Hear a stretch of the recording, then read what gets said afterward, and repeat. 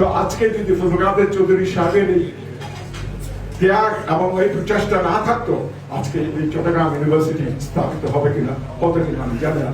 Chittagong university না শুধু Chittagong engineering college করার জন্য ওনার যে অবদান, ফজলুল কাদের চৌধুরী সাহেব যখনই স্পিকার হিসেবে পাকিস্তানে ছিল, যখন উনি অ্যাক্টিং প্রেসিডেন্ট হতেন, উনি চলে আসতেন বাংলাদেশে।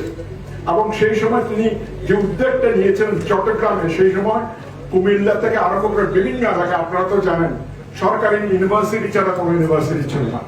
কাজে সরকারি ইউনিভার্সিটি হিসেবে চট্টগ্রামে প্রতিষ্ঠিত হতে যাচ্ছে, সেই জন্য কুমিল্লা থেকে আরম্ভ করে সব ডিস্ট্রিক্টে টানাপোড়া লেগে গেছিল।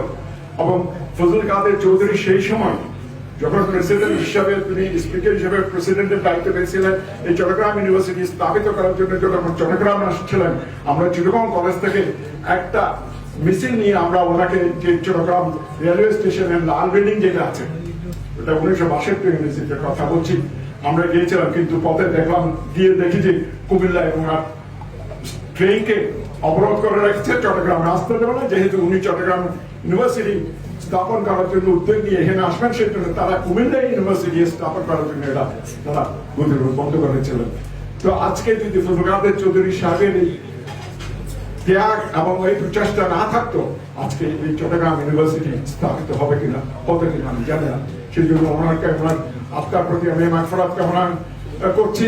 এবং উনি যে চেষ্টা করেছেন যে চট্টগ্রাম ইউনিভার্সিটি না শুধু চিটাগং ইঞ্জিনিয়ারিং কলেজ করার জন্য ওনার যে অবদান, সেটাকে আমি স্মরণ করছি।